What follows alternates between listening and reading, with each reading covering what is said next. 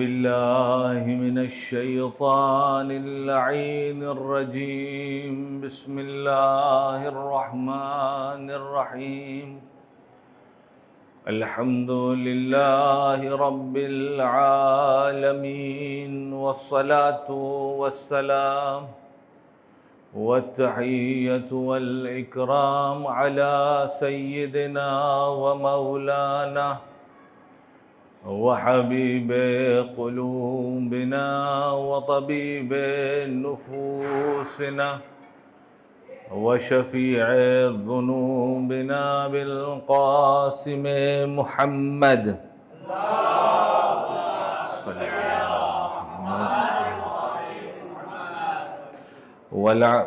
وعلى أهل بيته الطيبين الطاهرين المنتجبين المنتخبين المعصومين الذين أذهب الله عنهم الرجس وطهرهم تطهيرا. اللهم صل على محمد ولعنة الله على أعدائهم أجمعين من يوم عداوتهم إلى قيام يوم الدين. أما بعد، فقد قال الله الحكيم في كتابه الكريم وقوله الحق وهو أصدق القائلين. بسم الله الرحمن الرحيم. الف لام میم ذلك الكتاب لا ريب فيه هدى للمتقين الذين يؤمنون بالغيب. صلوات پڑھنے پر محمد وعلى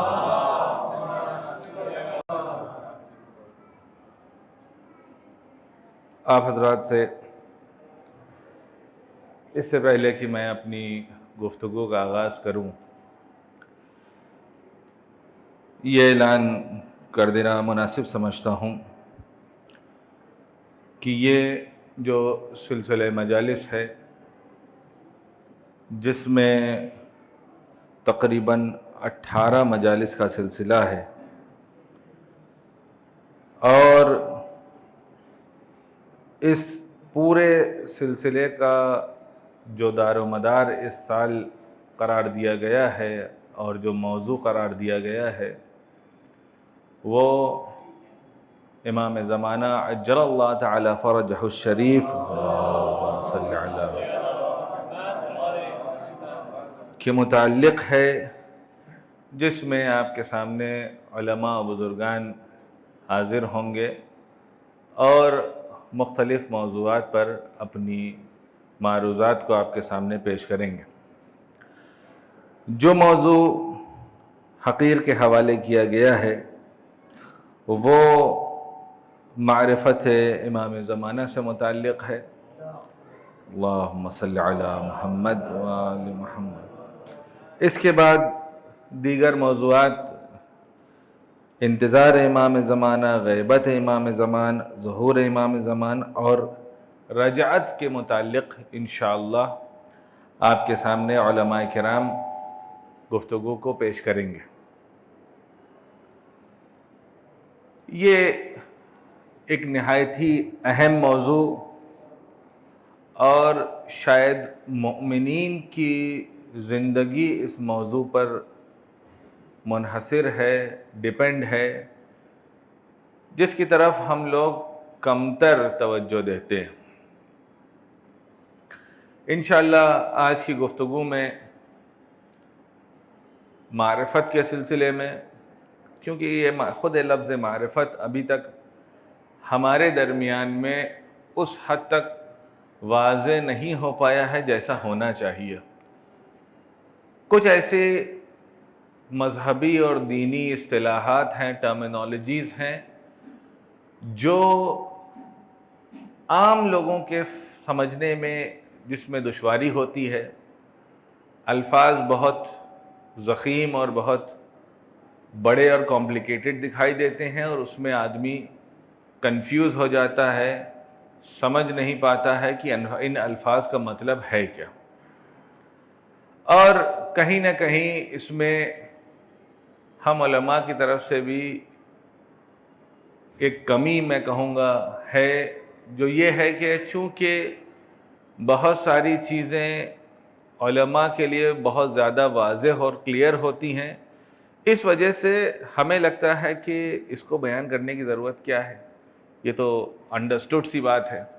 لیکن ممکن ہے کہ جو بات ہمارے لیے اور بزرگان کے لیے انڈرسٹوڈ سی سمجھی جائے، عام آدمی کے لیے اور لوگوں کے لیے وہ بات واضح نہ ہو۔ جیسے اگر کوئی انسان چلا گیا ہے ڈاکٹری پڑھنے کے لیے اور ڈاکٹر بننے گیا ہے، اور اپنے کلیگز کے بیچ میں اگر کوئی ایسی میڈیکل ٹرم یوز کر رہا ہے جو عام طور پہ ڈاکٹرز کے لیے بہت آسان اور عام فہم ہے، تو وہ سمجھتے یہ ہے کہ بہرحال جب پیشنٹ پاس میں آتا ہے، اگر اس سے بھی بیان کیا جائے تو اس کو یہ بات سمجھ میں آ جانی چاہیے، جبکہ جو پیشنٹ ہے چونکہ ان اصطلاحات اور ٹرمینالوجیز سے آشنا نہیں ہوتا ہے، اس لیے وہ سمجھتا ہے کہ نہ جانے ڈاکٹر صاحب کیا کہہ رہے ہیں اور گھبرا جاتا ہے۔ لہٰذا میں کوشش کروں گا کہ اپنی اس گفتگو میں بہت ہی سادہ الفاظ میں، چونکہ میں دیکھ رہا ہوں کہ بچے بھی ہیں، یقیناً بچیاں بھی ہوں گی، ایسی باتوں کو اس طریقے سے پیش کیا جائے تاکہ ہر قسم کے لوگ، ہر صنف کے لوگ اس کو آسانی سے سمجھ لیں۔ اور کیونکہ اصل مجلس کا ہدف اور ان تقاریر کا اور اس عزاداری کا مقصد ہی یہ ہوتا ہے کہ پیغام صاف اور شفاف طریقے سے پہنچ جائے۔ اگر بڑے بڑے الفاظ استعمال کرنے کے بعد مجلس تو ہو جائے گی، لیکن اگر کسی کو سمجھ میں نہیں آئی بات تو پھر اس کا کوئی فائدہ نہ رہ جائے گا۔ ایک صلوات پڑھنے پر محمد و آل محمد پر۔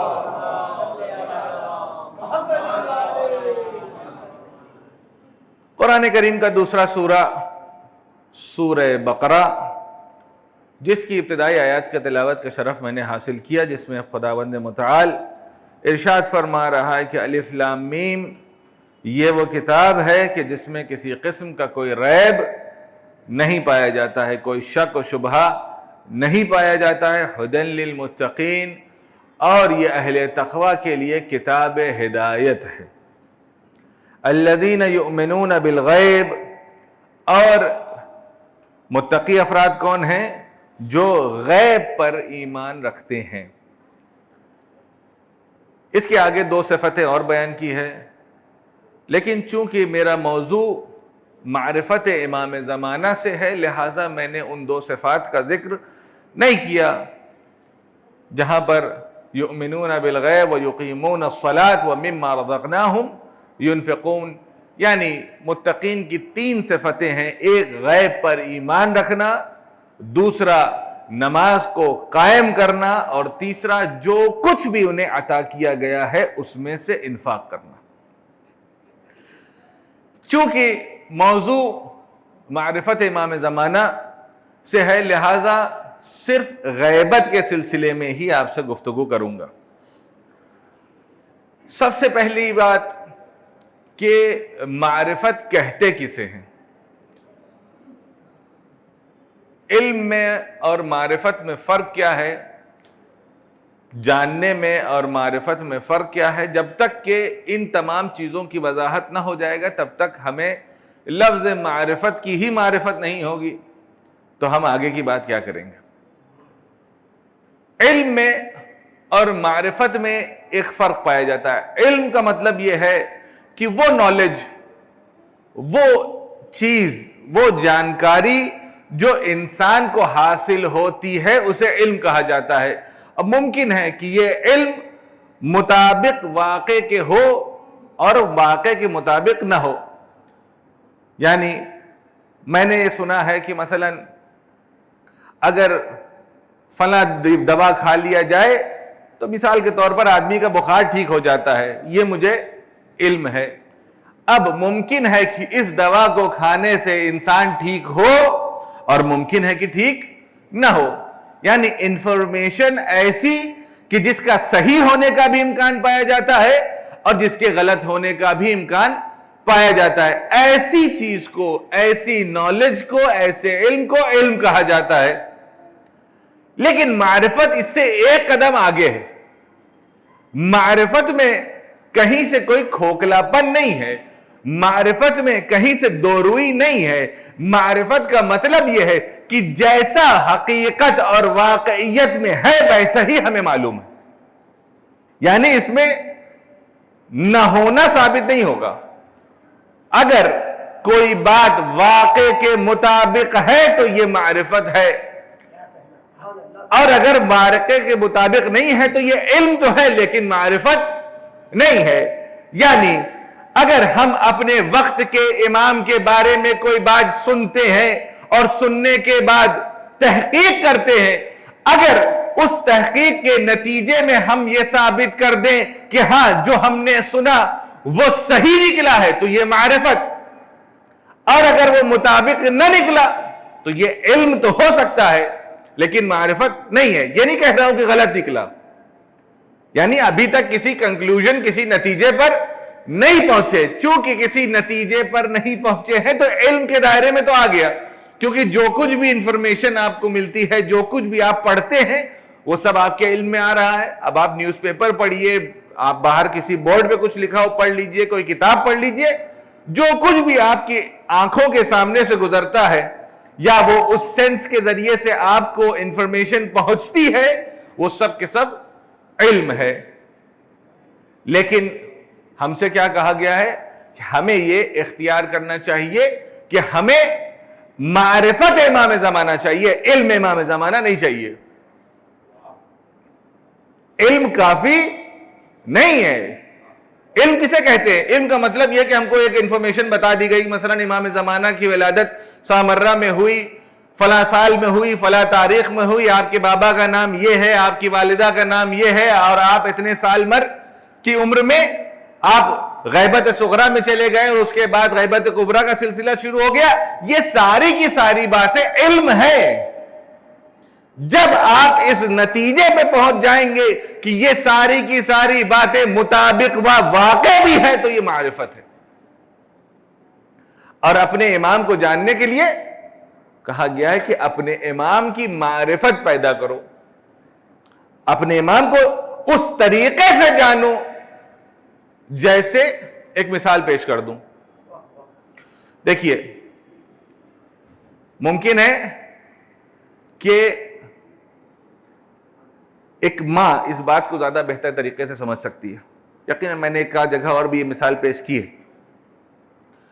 ماں اپنے بچے کو کس طریقے سے پہچانتی ہے، یعنی ماں کو جو معرفت اپنے بچے کی ہے، تقریباً ایسی ہی معرفت کی ضرورت ہم کو ہے اپنے امام سے متعلق. میں مثال دے کے اس کو واضح کروں. بچہ چھوٹا ہے، میں بھی 1 ہفتے کا ہے، 6 مہینے کا ہے، ابھی بول نہیں سکتا ہے. جب وہ رونا شروع کرتا ہے تو ہم اور آپ اگر مثلا اسی مجلس میں اگر کوئی چھوٹا بچہ رونے لگے تو ہم کو صرف اور صرف اس کے رونے کی آواز سنائی دے گی، یعنی ہم یہ سمجھیں گے ایک چھوٹا بچہ رو رہا ہے. لیکن یہی آواز جو ہمیں صرف اور صرف رولائی کے انداز میں سنائی دے رہی ہے، جب اس کی ماں اس کو سنے گی تو اس کو یہ پتا چلے گا یہ بچہ جو ابھی زبان سے کلام نہیں کر سکتا ہے، بول نہیں سکتا ہے، کچھ بیان نہیں کر سکتا ہے کہ اس کو کیا چاہیے، کیا پریشانی ہے، اس کی ماں اس کی اسی رولائی کو سن کر کے یہ بتا دے گی کہ میرے بچے کو تکلیف کیا ہے.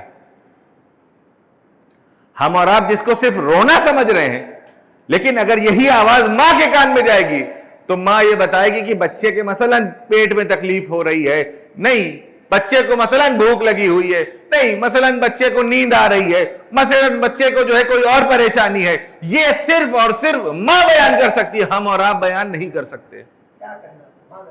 کیوں؟ اس وجہ سے. کیونکہ ماں کو معرفت ہے اس کے گریے کی، اپنے بچے کو اس انداز سے پہچانتی ہے کہ میرا بچہ کب روتا ہے اور کس لیے روتا ہے. ہم اور آپ سنیں گے تو ہمیں لگے گا خالی رو رہا ہے، کہیں گے بھائی اس کو چپ کراؤ، یہ کیا رو رہا ہے، مجلس خراب ہو رہی ہے اور بھی لوگ بیٹھے ہوئے ہیں. نہیں، لیکن جب ماں سنے گی تو ماں کو پتا ہے کہ یہ بچہ کیوں رو رہا ہے. کیوں؟ کیونکہ ماں کا اپنے بچے کے متعلق درجہ معرفت اتنا بلند و بالا ہے کہ وہ اس گریے میں بھی سمجھ لیتی ہے کہ میرا بچہ کس چیز کی وجہ سے رو رہا ہے. اب اگر انسان اپنے وقت کے امام کے بارے میں معرفت حاصل کرنا چاہتا ہے تو سب سے پہلی چیز یہ ہے کہ وہ اپنے امام زمانہ کو پہچانے. پہلے تو جو بیسک انفارمیشن ہونی چاہیے کہ ہم جب اثنا عشری ہیں تو کم از کم ہمیں 12 اماموں کے بارے میں جسے کہا جائے آدھار کارڈ انفارمیشن ہونی چاہیے کہ نام کیا ہے, والد کا نام کیا ہے, جائے ولادت کیا ہے, تاریخ ولادت کیا ہے, تاریخ وفات کا شہادت کیا ہے, مدفن کہاں ہے, قاتل کون ہے. ان تمام چیزوں کی کم از کم انفارمیشن ہونی چاہیے.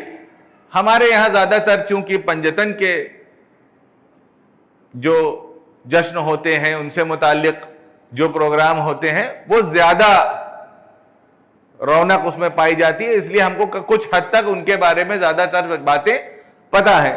لیکن اس کے بعد جو ائمہ طاہرین ہیں, خاص طور پر 6، 7، 8، 9، 10 اور 11 امام تک, یہاں تک ہم آتے آتے ہماری جو ایک معلومات ہے ائمہ طاہرین کے متعلق وہ کہیں نہ کہیں کم ہو جاتی ہے.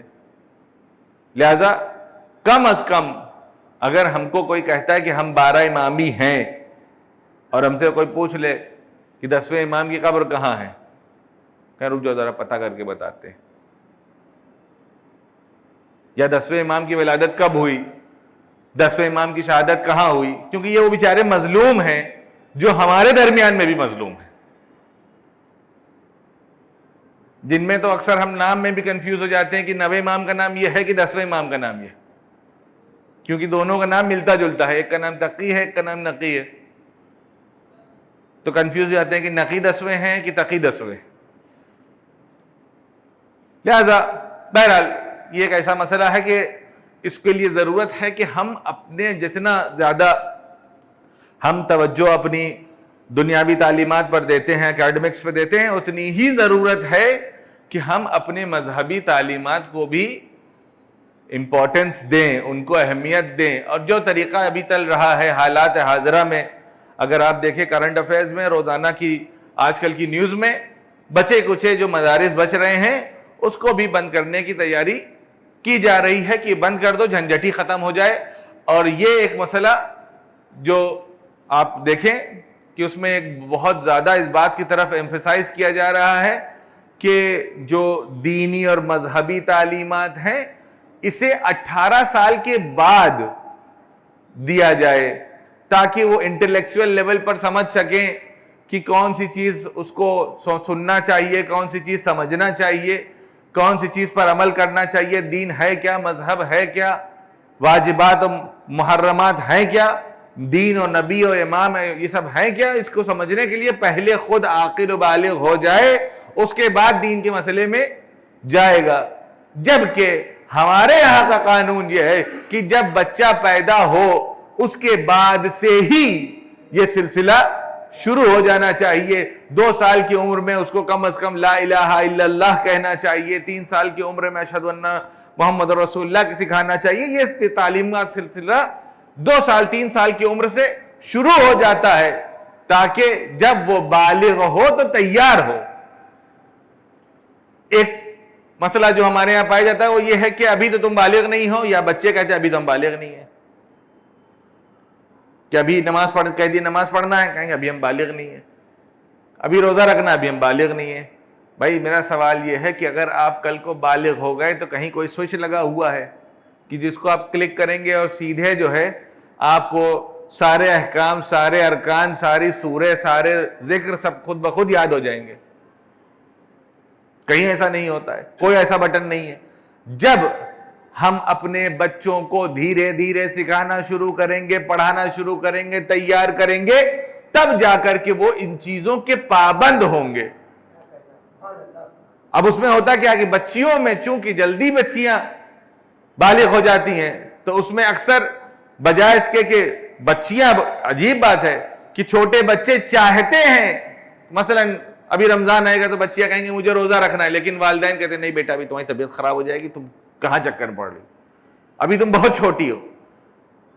یہ محبت نہیں ہے عزیزان محترم، یہ بچے سے لگاؤ نہیں ہے۔ کیوں؟ کیونکہ جس نے احکام شرعی کو بنایا ہے اسے پتا ہے کہ بچی 9 سال کی ہے۔ جس خدا نے اس احکام کو نافذ کیا ہے اور یہ کہا ہے کہ بچیوں کو 9 سال کی عمر میں روزہ رکھنا ہے، تو کیا اس کو نہیں پتا ہے کہ 9 سال کتنا ہوتا ہے؟ اور 9 سال نہ کہوں اس کو، 8 سال 8 مہینہ کہوں، کیونکہ 9 سال چاند کے اعتبار سے، اور اکثر لوگ جو ہیں وہ انگریزی اعتبار سے برتھ ڈے مناتے ہیں، لیکن چاند کے اعتبار سے معلوم بھی نہیں ہے کہ ان کی ڈیٹ آف برتھ کیا ہے۔ اور جب 15 سال کے مثلا یا 8 سال کی 9 سال کی لڑکیاں جب ہوتی ہیں تو یہ معلوم ہوا کہ 4 مہینے کی نماز قضا ہے۔ 15 سال کا جب لڑکا ہوا تو پتا چلا کہ بیچ میں ایک رمضان بھی گزر گیا، 1 مہینے کا روزہ قضا ہو گیا، 6 مہینے کی نماز قضا ہو گئی۔ کیوں؟ کیونکہ تاریخ انگریزی والی پتا ہے اور چاند کے اعتبار سے تاریخ پتا نہیں ہے۔ اور اس میں غلطی کس کی ہے؟ غلطی ہم والدین کی ہے، کیونکہ جس چیز کو ہم نے اہمیت دیا ہے بچے اس کی طرف متوجہ ہیں۔ ہم نے اس عزاداری کو اہمیت دی ہے، بچے انتظار کرتے ہیں کہ ماہ محرم کب آئے گا۔ ہم نے ماتم داری کو اہمیت دی ہے، بچے انتظار کرتے ہیں کہ کب ماتم کرنے جانا ہے۔ ہم نے ان واجبات کو اہمیت نہیں دی، بچے جاتے ہی نہیں۔ جس چیز کو ہم سکھائیں گے، جس چیز کو ہم بلکہ کر کے دکھائیں گے، جس چیز کو ہم کر کے دکھائیں گے وہ بچوں کی نگاہ میں وہ اہمیت رکھے گی۔ لیکن جس چیز کو خالی ہم زبان سے بیان کرتے رہیں تو ہم کبھی بھی اپنے بچوں کی تربیت نہیں کر سکتے۔ قانون بتا سکتے ہیں، مثال کے طور پہ کہیں مثلا ریڈ لائٹ پہ رکنا ہے، لیکن جہاں پہنچے اور دیکھا کہ کوئی ادھر ادھر نہیں ہے، کیا کرتے ہیں؟ کہا رات کے 1 بجے ہیں، کہاں کوئی دیکھنے والا ہے، کیمرہ بھی نہیں ہے، چلے گئے۔ اب جس بچے کو ہم نے سمجھایا کہ بیٹا دیکھو ریڈ لائٹ پہ رکنا ہے، ابا حضور خود ہی چلے گئے، تو اب اس بچے کے ذہن میں کیا بنے گا؟ کہا نہیں مثلا یہ آئے گا ریڈ لائٹ پہ رک سکتے ہیں اگر کوئی پولیس والا یا وہاں پہ کیمرہ ہو تو۔ یہی تو سمجھ میں آیا، کیونکہ جو ہم نے کر کے دکھایا ہے وہ کچھ اور ہے، جو بتایا ہے وہ کچھ اور ہے۔ جب ہم دونوں کے درمیان میں مطابقت نہیں رکھیں گے تو بہرحال یہ پریشانی ہوگی۔ اب اگر ہم اپنے امام کو پہچانوانا چاہتے ہیں، اور امام کا وجود ایک ایسا وجود ہے کہ جن کی وجہ سے یہ کائنات ٹھہری ہوئی ہے، اگر ان کا وجود نہ ہو تو کائنات خود بخود تباہ و برباد ہو جائے گی۔ یعنی یہ ایک ایسا وجود ہے جس کی وجہ سے ہم سب سانس لے رہے ہیں، ہم سب اٹھ بیٹھ رہے ہیں، ہم سب جی رہے ہیں۔ اگر ایسے وجود کو ہم نہ پہچانیں گے تو پہچانوائیں گے کیسے؟ اگر ہم خود نہ پہچانوائیں گے، اس سے پہلے پہچاننا پڑے گا۔ ہم نے امام کو پہچانا ہی نہیں ہے، اور ہم چونکہ امام کو صرف اور صرف دعاؤں میں یاد کرتے ہیں۔ ایک عجیب بات میں آپ کے سامنے پیش کرنے جا رہا ہوں، ایک شکایت ہے، گلہ ہے، اور کہیں نہ کہیں شاید ہم سب اس میں گرفتار ہیں۔ وہ یہ ہے کہ جب ہم کبھی زیارت پہ جاتے ہیں یا اپنے امام کو دعاؤں میں یاد کرتے ہیں، ہمارے زمانے کے بزرگ عالم دین آئے قراتی، آپ یہ کہتے ہیں کہ بلکہ ابھی کچھ دن پہلے کئی واقعہ کہہ رہے ہیں کہ ایک بڑی تعداد اربعین کی زیارت کے لیے مثلاً گئی ہوئی ہے۔ جب ہم سب زیارت پہ جاتے ہیں تو زیارت پہ جب جاتے ہیں تو اپنے من میں ایک طویل فہرست ہوتی ہے کہ ہمیں مولا سے کیا کیا مانگنا ہے۔ اب گئے ہیں، کہ مثلا ہمارے جاب میں کوئی پرابلم ہے تو یہ دعا کرنا ہے، کوئی بیمار ہے اس کے لیے دعا کرنا ہے، کوئی مقروض ہو گیا اس کے لیے دعا کرنا ہے، کوئی پریشان حال ہے، کوئی دوسری پریشانیوں میں مبتلا ہے. یعنی کل ملا کے مقصد یہ ہے کہ کیا کیا جا کر کے ہمیں وہاں سے مانگ لینا ہے. لیکن کتنے لوگ ایسے ہیں جو صرف اس عنوان سے گئے ہیں کہ ہم مولا آپ سے ملنے آئے،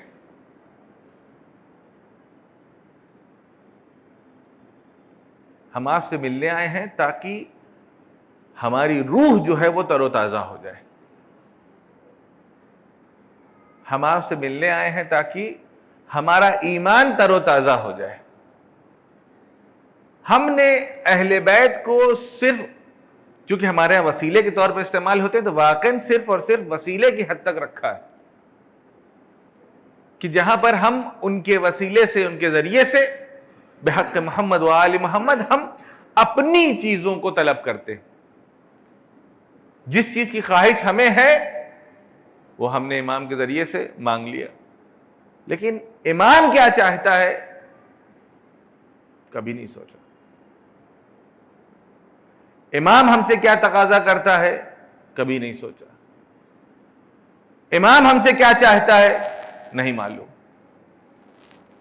یہ رابطہ جب تک دو طرفہ نہیں ہوگا ہم اسی طریقے سے یہ گمان میں رہیں گے کہ ہم امام کو یاد کرتے ہیں، امام کے چاہنے والے ہیں، امام کے ماننے والے ہیں، لیکن در حقیقت ہم صرف امام کو ان کے نام کے ذریعے سے پہچانتے ہیں. ضرورت اس بات کی ہے کہ ہم اپنے امام کو پہچانیں. آج میں آپ کے سامنے امام کا ایک لقب پیش کرنا چاہتا ہوں جس کے ذریعے سے ہم تھوڑی سی ان کی معرفت حاصل کر سکیں. ایک صلوات پڑھ دیں بر محمد و آل محمد.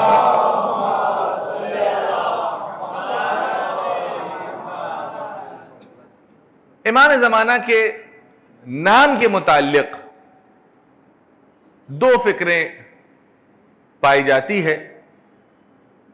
ایک گروہ یہ ہے جو یہ کہتا ہے اور ہمارے یہاں مشہور بھی ہے کہ امام کا نام مبارک نہیں لینا چاہیے، بلکہ امام کو ان کے لقب سے یاد کرنا چاہیے، ان کے القاب سے یاد کرنا چاہیے اور نام مبارک کو نہیں لینا چاہیے. ان کا کہنا یہ ہے کہ نام مبارک کو اس وجہ سے بھی منع کیا گیا ہے، حالانکہ یہ ایک خاص زمانے کے لیے تھا کہ جس زمانے پر اس بات کا خطرہ تھا کہ امام کے اوپر دشمنوں کو ان کے بارے میں علم ہو جائے گا اور وہ امام کے بارے میں زیادہ تر سنیں گے، ان کو جانیں گے تو امام کے اوپر بہرحال خطرہ لاحق ہو سکتا ہے. لہٰذا یہ کہا گیا کہ امام کا نام نہ لیا جا سکے. اس کے پیچھے اور بھی فلسفے بہرحال موجود ہیں، لیکن ایک فلسفہ جو اس کے پیچھے موجود ہے وہ یہ ہے، امام کا نام نہ لینے کے پیچھے وہ یہ ہے کہ امام کے متعلق جو مختلف ان کے القاب ہیں ان سے ہم آشنا ہو جائیں. جو ان کے نام ہیں بقیت اللہ ہے، ولی العصر ہے، مہدی ہے اور جو دیگر نام آپ کے متعلق ہے اس کے بارے میں لوگ ان کے القاب سے جانیں.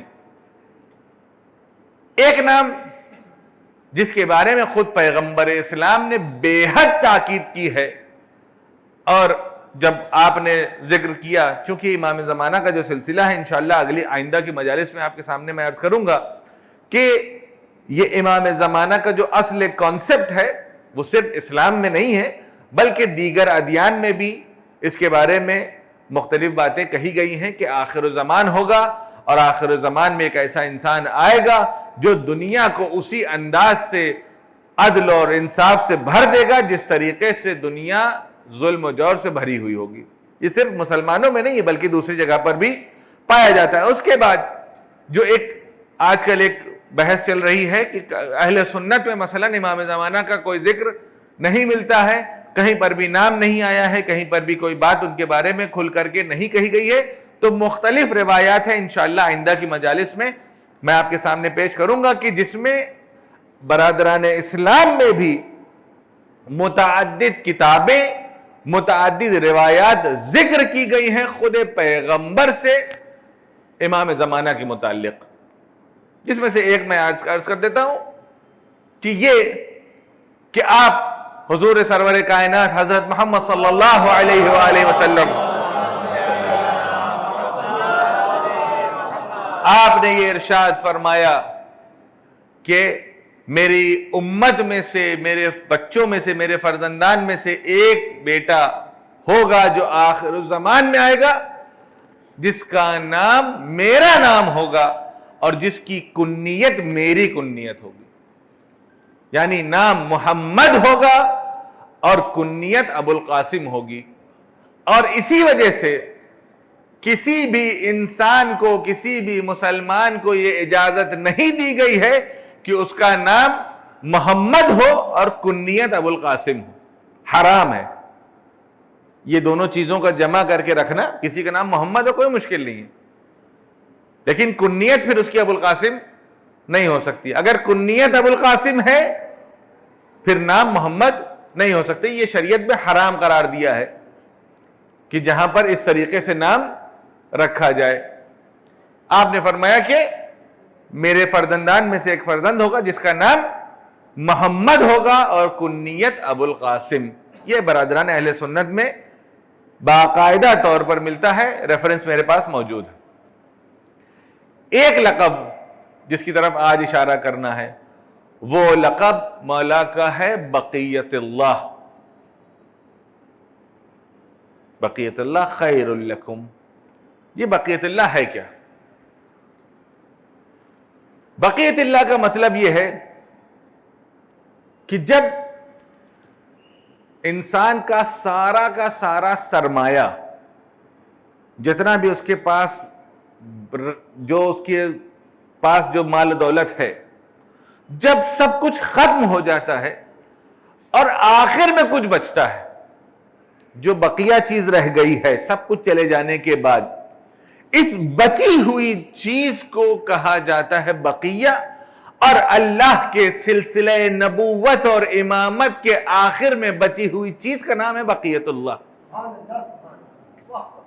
یعنی یہ جو بقیت اللہ ہے یہ وہ آخری کڑی ہے جس کے ذریعے سے دین باقی ہے، جس کے ذریعے سے اسلام باقی ہے، جس کے ذریعے سے انسانیت باقی ہے، جس کے ذریعے سے کائنات باقی ہے. یہ وہ نقطہ ہے جس کی وجہ سے یہ کائنات باقی ہے. ایک صلوات پڑھ دیں پر محمد و آل محمد. یہ وہ ایسی ذات ہے جس کی وجہ سے یہ پوری کائنات باقی ہے. اور اس کے اندر خصوصیت کیسی ہونی چاہیے؟ اس کے اندر وہی خصوصیت ہونی چاہیے جو آدم کے اندر ہے. اس کے اندر وہی خصوصیت ہونی چاہیے جو نوح کے اندر پائی جاتی ہے، جو ابراہیم میں پائی جاتی ہے، جو وارث اسماعیل ہے، جو وارث ابراہیم ہے، جو وارث عیسیٰ ہے، جو وارث موسیٰ ہے. تو ظاہر سی بات ہے جب تمام انبیاء کا وارث ہے، جب تمام ائمہ کا وارث ہے، تو اس کے اندر بھی کمالات تمام انبیاء کے ہوں گے، فضائل تمام ائمہ کے ہوں گے. ایک صلوات پڑھ دے پر محمد و آل محمد پر.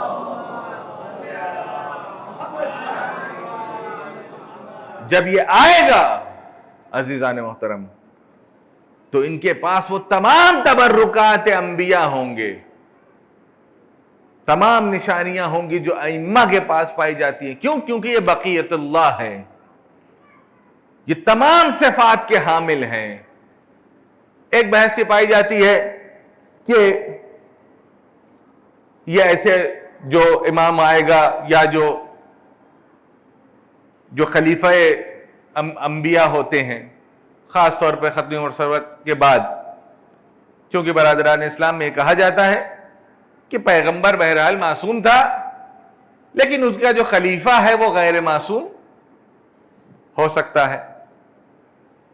اور اس میں بھی ان کے یہاں مختلف نظریات پائے جاتے ہیں کہ نبی جو ہے، بعض کا کہنا یہ ہے کہ صرف اور صرف اس وقت معصوم ہے کہ جس وقت اس کے اوپر وحی نازل ہوتی ہے، یعنی قرآن کو پہنچانے میں معصوم ہے.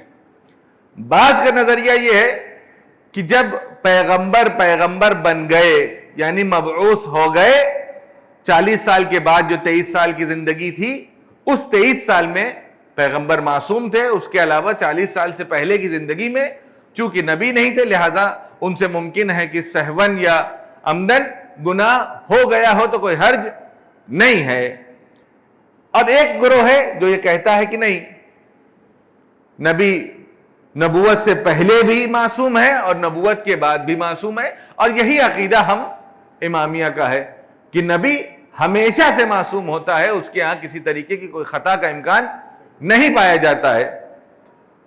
اس کے بعد سوال یہ ہوتا ہے کہ نبی بہرحال معصوم ہو سکتا ہے لیکن امام کہاں سے معصوم ہے یا اس کا جانشین معصوم ہونا ضروری نہیں ہے، کیونکہ ان کے ہاں کہا جاتا ہے کہ انبیاء بہرحال ایک آسمانی سلسلہ ہے اور اس کے بعد جو خلافت ہے وہ لوگوں کے درمیان سے چنی ہوئی ہے، تو اس کے لیے غیر معصوم بھی خلیفہ بن سکتا ہے۔ لیکن ہمارے ہاں یہ کہا جاتا ہے کہ نہیں، جب سلسلہ نبوت نص سے ثابت ہے اور اس کو منسوب کرنے والے خود خداوند ہے تو ظاہر سی بات ہے ان کا جانشین بھی اللہ کی طرف سے منسوب کیا جائے گا، کوئی انسان یہ طے نہیں کر سکتا ہے۔ لہذا ہمارے ہاں یہ عقیدہ پایا جاتا ہے کہ نبی بھی معصوم ہوگا اور امام بھی معصوم ہوگا۔ اب یہ جو سوال ہے کہ غیر معصوم ہو سکتا ہے،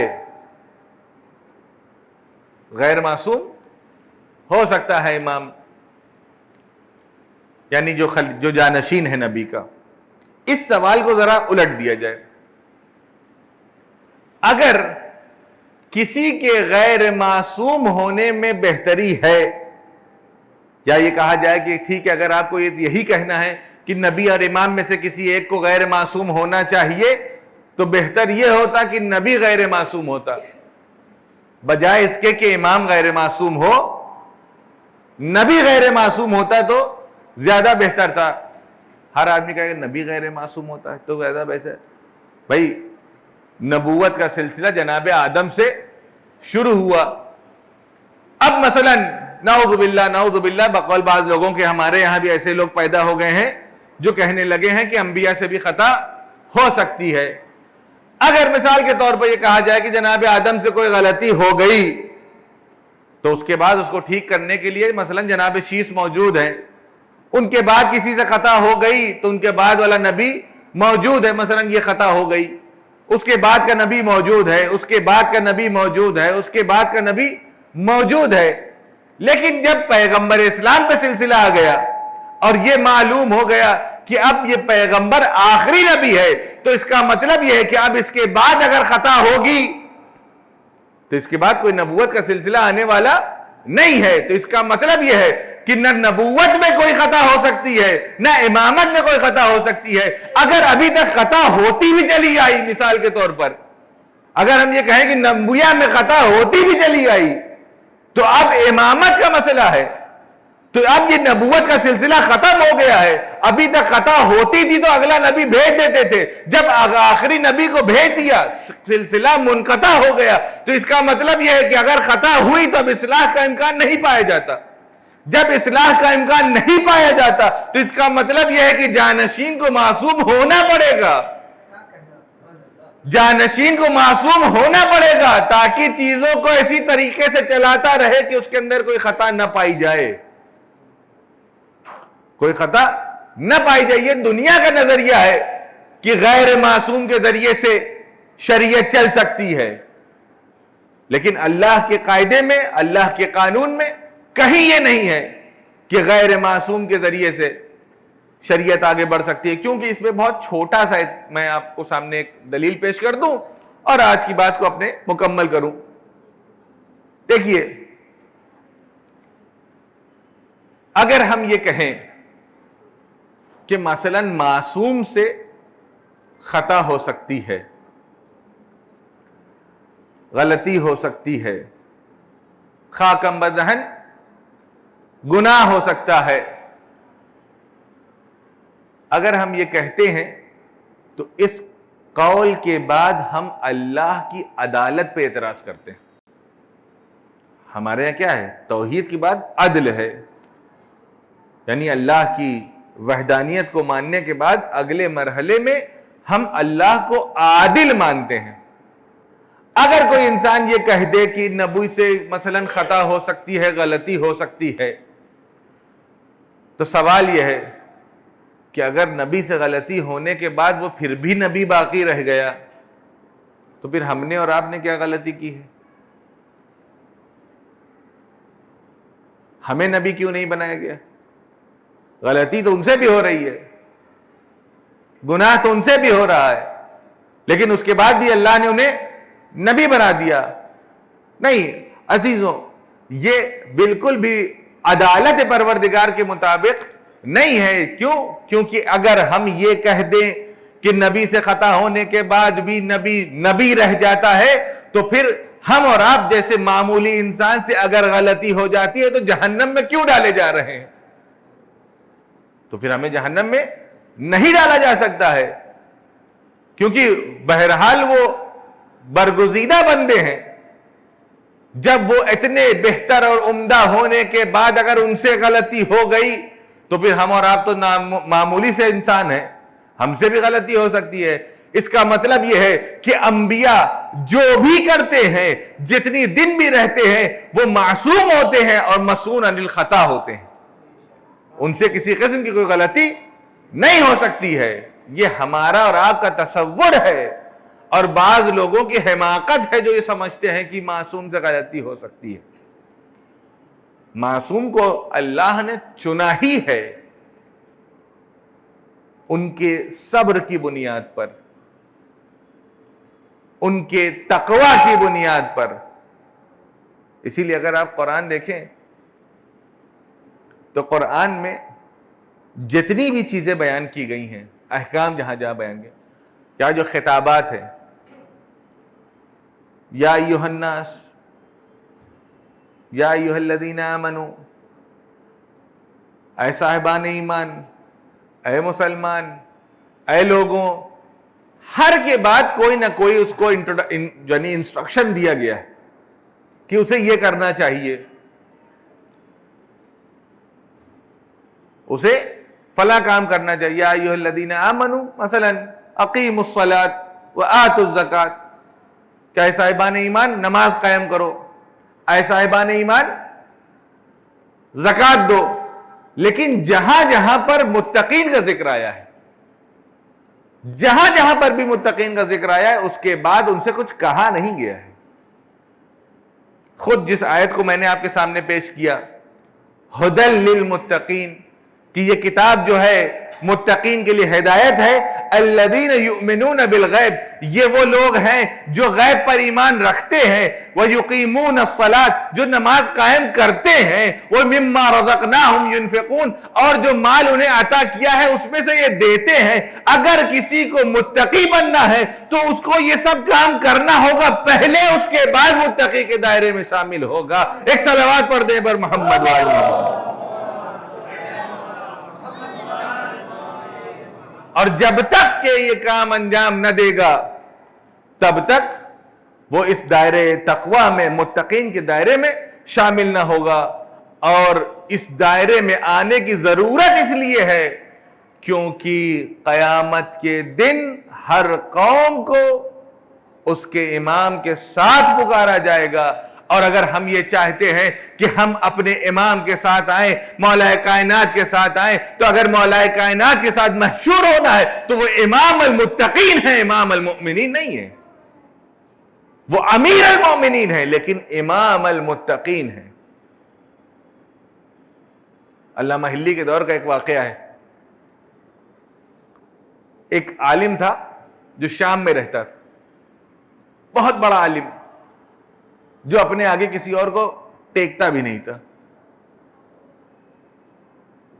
اس کو اپنے علم پر غرور تھا اور اس کو یہ لگتا تھا کہ اس سے بڑا کوئی عالم نہیں ہے۔ کسی نے آ کے کہا کہ حضور جتنے بڑے آپ عالم ہیں، آپ ہی کے جیسے ایک روافض میں، کیونکہ شیعوں کو رافضی بھی کہا جاتا ہے، جو رستہ چھوڑ دیتے ہیں، جو رستے سے بھٹک جاتے ہیں، روافض میں سے بھی ایک عالم ہے جو حلہ میں رہتے ہیں اور وہ بہت بڑے عالم ہیں. اچھا ہم سے ہی بڑے عالم ہیں؟ کب یہ تو پتہ نہیں. کہا اچھا ٹھیک ہے. انہوں نے اپنا سامان وامان تیار کیا, میں جا کے ملتا ہوں, جا کے ذرا ان کا امتحان لیتا ہوں اور یہ پتہ چلے گا کہ کتنے بڑے وہ عالم ہیں. انہوں نے کتابیں لدوائیں, اپنا سامان اور اثاثہ سب اونٹ پر سوار کیا اور شام سے حلہ کی جانب چل پڑے. جب حلہ کے نزدیک پہنچنے لگے اور علامہ حلی کو خبر ہوئی کہ یہ عالم آپ سے ملنے آ رہا ہے, تو علامہ حلی نے فوراً اپنے شاگردوں کو بھیجا کہ جاؤ, تشریف لا رہے ہیں حضور, ان کے استقبال کے لیے جاؤ. کیونکہ ہمارے یہاں کا طریقہ یہ ہے کہ اکرموا کریم کل قوم, ہر آدمی جو اپنی قوم میں محترم ہے اس کو احترام کرنا لازمی ہے. حدیث معصوم ہے کہ اکرموا کریم کل قوم, ہر اس آدمی کا احترام کریے جو اپنے قوم میں محترم ہے, چاہے وہ مسلمان ہو, غیر مسلمان ہو, کافر ہو, چاہے جو ہو, لیکن اگر وہ اپنے یہاں محترم ہے تو بہرحال اس کا احترام ضروری ہے. جیسے ہی شاگردوں کو بھیجا, جا کر شاگردوں نے کہا کہ حضور ہم آئے ہیں. کہا کہ آپ لوگ کون؟ کہا کہ ہم کو پتہ چلا کہ آپ شام سے تشریف لا رہے ہیں, لہذا ہم آپ کے استقبال کے لیے آئے ہیں. فوراً اس نے کہا ماشاءاللہ یہاں تک ہماری پہنچ ہے, لوگ ہم کو پہچانتے ہیں, پبلسٹی یہاں تک پہنچ چکی ہے. کہا کہ اچھا. کہا کہ حضور خیریت تو, شاگرد میں سے کسی ایک نے پوچھ لیا, کہا خیریت تو آپ وہاں سے یہاں آئے ہیں, اتنی دور سے چل کے تشریف لے کر کے آئے ہیں, کوئی اہم موضوع ہے؟ کہا کہ نہیں, ہمیں تم سے بات نہیں کرنا, تمہارے بس کی بات نہیں, تمہاری بات سمجھ میں آنے والی نہیں ہے, ہم تمہارے استاد سے بات کریں گے. لیکن جو شاگرد ہوتے ہیں, کہا نہیں ٹھیک ہے آپ ان سے بات کیجئے گا, ہم بھی استفادہ کریں گے. ظاہر سی بات ہے دو عالم جب آپس میں بات کریں گے تو ایک نیکسٹ لیول کی بات ہوگی, ہماری بھی کچھ سمجھ میں آئے گا, ہم بھی کچھ کسب فیض کریں گے. لیکن پھر بھی کس موضوع پہ آپ آئے ہیں؟ کہا کہ نہیں تمہارے سمجھ میں نہیں آئے گا. دیکھیں اب جیسے ہوتے ہیں بچے, کہا نہیں اگر تھوڑا سا کچھ بتا دیجئے. تو اس نے کہا کہ میں آیا ہوں اس بات کے لیے یہ ثابت کرنے کہ امامت جو ہے پیغمبر کے بعد مولا کائنات کی کا حق نہیں ہے, اس موضوع پہ مجھے بات کرنا ہے, لہذا میں اس لیے وہاں سے آیا ہوں. کہا کہ اچھا. کہنے لگے کہ لیکن اس کا فائدہ کیا ہے؟ کہا کہ نہیں امامت کا فائدہ ہے. کہا کہ فائدہ کیا ہے؟ کہا کہ نہیں میں ثابت کروں گا کہ امام جو ہے وہ مستحق نہیں ہے, اور میں یہ وہاں سے آیا ہوں ثابت کرنے کے لیے. کہا کہ ایک سوال میں پوچھنا چاہتا ہوں, کہ یہ جو بحث آپ کریں گے بہرحال ہم اس سے استفادہ کریں گے, ہم کو بھی فائدہ پہنچے گا, لیکن میں ایک بات کہنا چاہتا ہوں. کیا؟ کہا کہ دیکھیے جنت اور جہنم سے ہم سے تو کوئی مطلب ہے نہیں, ہم لوگ کو نہ جنت میں جانا ہے نہ جہنم میں جانا ہے, کہاں جائیں گے کچھ پتہ نہیں ہے, تو یہ سب چکر میں ہمیں پڑنا نہیں ہے. لیکن پھر بھی تو وہ بڑی حیرت سے دیکھنے لگا کہ کیا بات کر رہے ہو, جنت جہنم سے تم سے مطلب نہیں؟ کہا نہیں ہم سے تو کوئی مطلب ہی نہیں ہے. کہا پھر کس سے مطلب ہے؟ کہا جنت و جہنم کے لیے تو خود خدا نے کہا ہے کہ ہم پکاریں گے ہر امت کو اس کے امام کے ساتھ, ہر امت کو اس کے امام کے ساتھ پکاریں گے. پہلے امام آئے گا اور امام آنے کے بعد اپنی امت کو پکارے گا. تو ہم سے تو مطلب ہی نہیں, جہاں امام چلا جائے گا وہاں ہم چلے جائیں گے. نہ جنت سے ہمیں مطلب ہے نہ جہنم سے ہمیں مطلب ہے. کہا بات تو صحیح ہے, آیت تو قرآن میں موجود ہے کہ یوم ندعو کل اناس بامامہم, کہ ہم وہ دن آئے گا کہ جب اس دن ہر امت کو اس کے امام کے ساتھ پکاریں گے. تو ہم سے تو کوئی مطلب ہی نہیں ہے. کہا بس ایک اور سوال کا جواب دے دیجئے. کہا کیا؟ کہا یہ بتائیے کہ مولا کائنات جنت میں جائیں گے کہ جہنم میں جائیں گے؟ کہا کیسی بات کر رہے ہو, جہنم میں جائیں گے.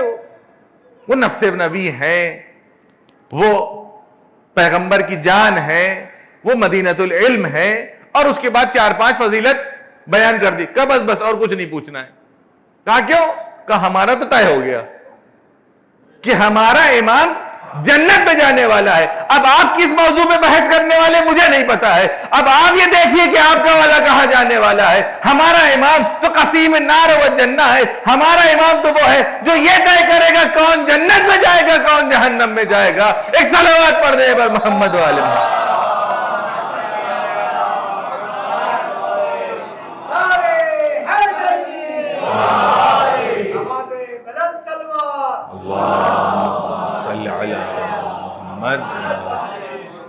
بس عزیزوں، جب ہم اپنے امام کو پہچان لیں گے، اس کی معرفت کو حاصل کر لیں گے، تو ہمارا امام خود ہمیں بلائے گا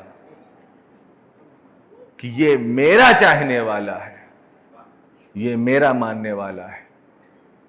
میدان کربلا میں جب امام حسین ہے تو ایک خوبصورت مثال پائی جاتی ہے کہ ضروری نہیں ہے کہ آپ امام کے ساتھ مدینہ سے نکلے ہوں.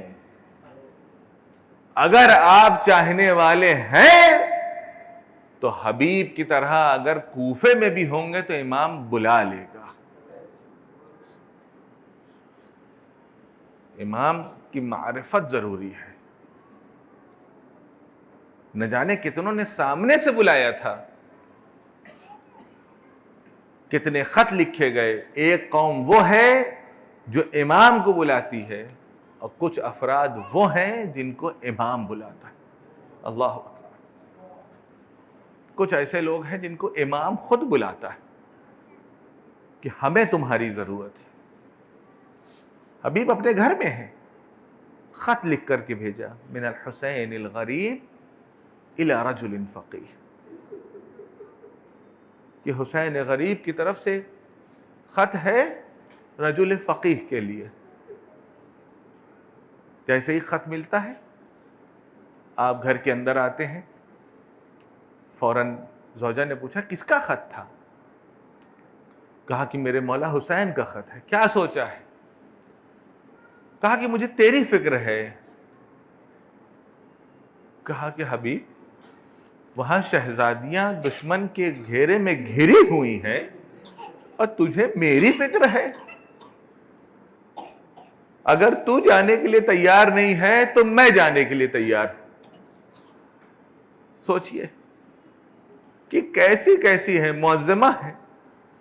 کہ میں معظمہ، میں تیرا امتحان لے رہا تھا، میں اپنی مولا کی نصرت کے لیے ضرور جاؤں گا. آپ اندازہ لگائیں کیسے کیسے اصحاب ہیں، کیسے خالص افراد ہیں. شب عاشور امام نے اپنے اصحاب کو جمع کیا.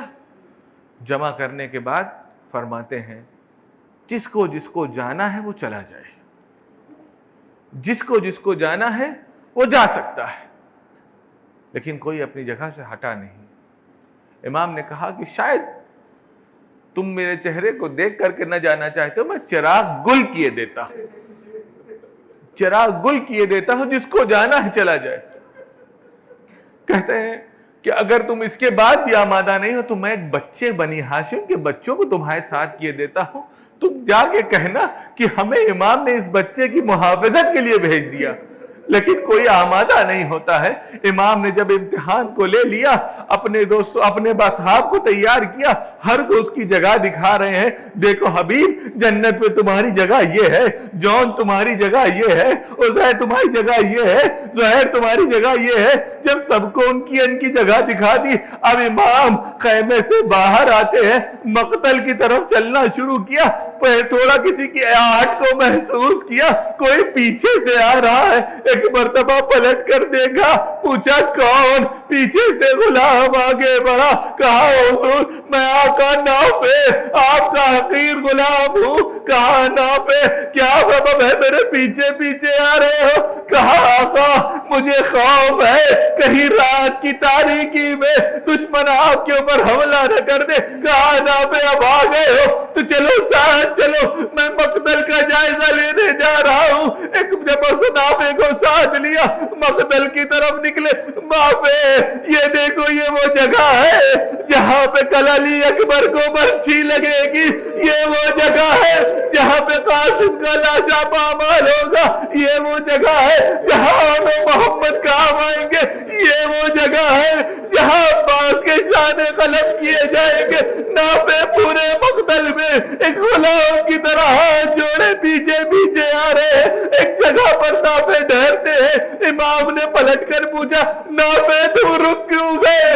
نافع نے کہا آقا جب سے میں آپ کے ساتھ مقتل کی طرف نکلا ہوں کسی معظمہ کے رونے کی آواز اس نشیب کی طرف سے آ رہی ہے۔ کہا نافع وہ کوئی اور نہیں میری دکھیاری ماں فاطمہ ہے جو نشیب میں میرا انتظار کر رہی ہے۔ وہ نشیب ہے کہ جہاں پر کل میرے سر و تن میں جدائی کی جائے گی۔ اجرکم اللہ۔ ہاں عزیزو امام خیمے کے پاس پہنچے، پہنچنے کے بعد جناب زینب کے پاس پہنچنا تھا کہ بہن نے بھائی سے کہا بھائی کیا آپ نے اپنے اصحاب کا امتحان لے لیا ہے؟ کیا آپ کے اصحاب آپ کو کہیں چھوڑ کر کے تو نہ چلے جائیں گے؟ نافع نے اتنا سننا تھا فوراً خیمے میں پہنچے، حبیب کے پاس پہنچے۔ حبیب تلوار کو سیکل دے رہے ہیں۔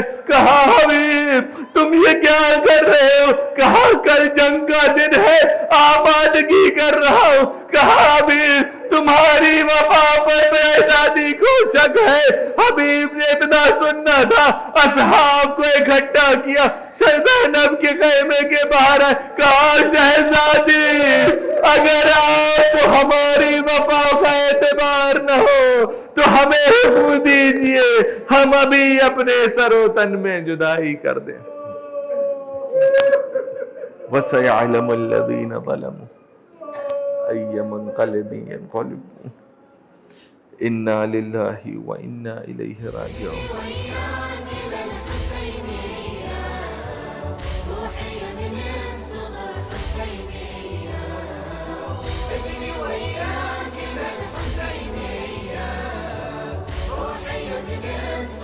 حسينية